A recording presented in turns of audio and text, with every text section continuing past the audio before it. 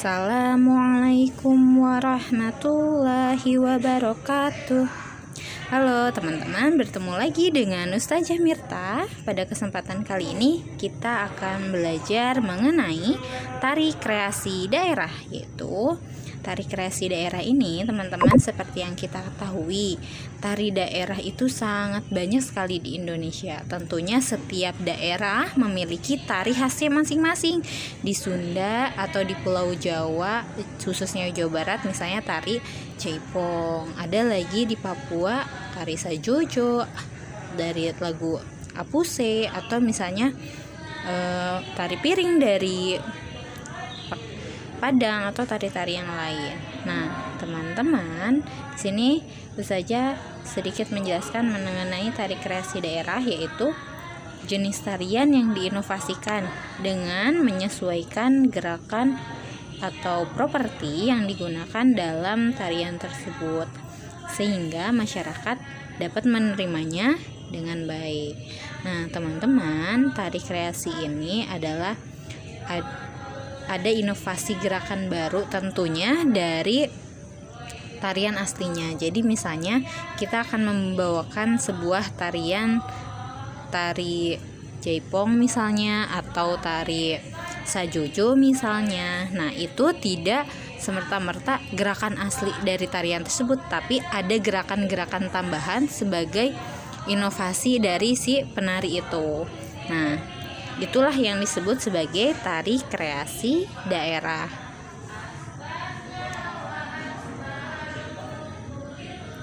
Nah, teman-teman, dari tari kreasi daerah ini tentunya tidak luput dari yang namanya properti tari, juga ada pola lantai. Di sini saja akan menjelaskan mengenai properti tari.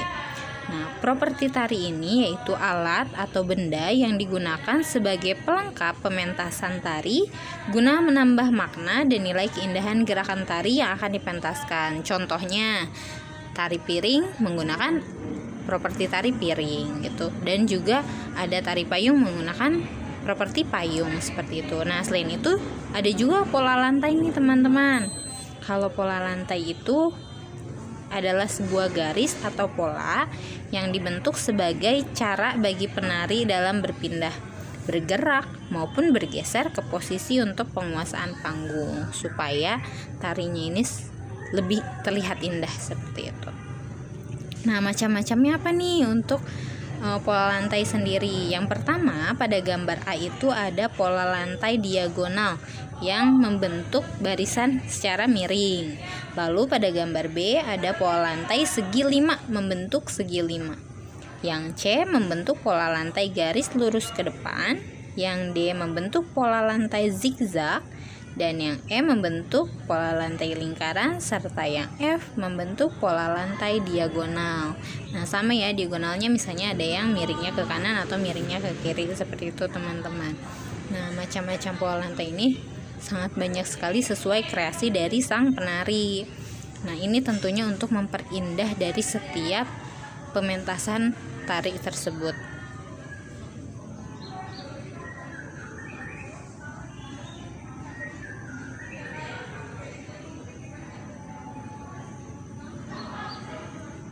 Nah, teman-teman, kira-kira pola lantai ini ada di apa aja nih, di tari apa aja nih biasanya digunakan?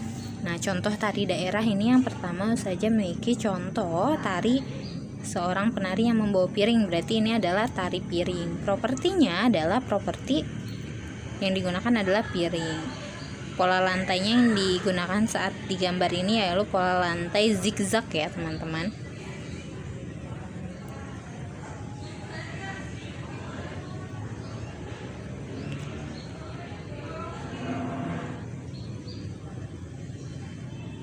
Lalu pada gambar yang kedua terlihat seorang penari yang membawa dan memegang kipas yang cukup besar, yaitu ini disebut tari kipas Pakarena. Properti yang mereka gunakan adalah properti kipas, dan pola lantai yang digunakan adalah lingkaran.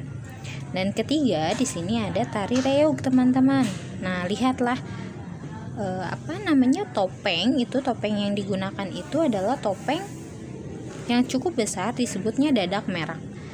Ada lagi yang terakhir yaitu tari payung. Properti yang digunakan adalah payung dan pola lantainya lingkaran. Oke teman-teman, cukup sekian pembelajaran kita hari ini mengenai tari kreasi daerah. Semoga videonya bermanfaat ya teman-teman. Wassalamualaikum warahmatullahi wabarakatuh.